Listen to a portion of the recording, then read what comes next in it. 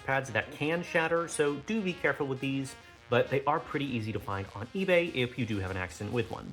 Continuing with our next layer, we're going to remove the heatsink from this motherboard, starting with the fan, which should have 2 retaining screws here and here that we're going to remove. The fan should then be able to lift up, and it has this tiny power cable right here that we are going to remove.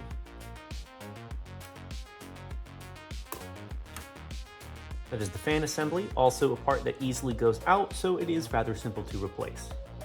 The next segment we're going to remove is the actual heatsink itself, so we are going to remove that with its 4 retaining screws here on the CPU. I find it best to do this in a triangle pattern rather than one side versus the other.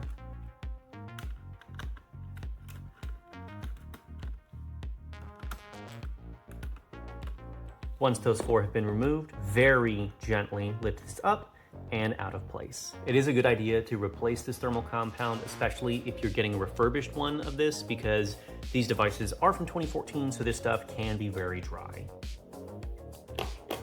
Now we're going to remove the main board itself, which does have retaining screws all the way around. They are Phillips, so we're going to go ahead and remove those.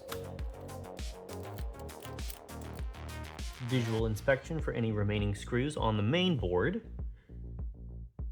Don't see any. So now it's time to disconnect the 3 daughter boards that feed into the main board. One here in the top by the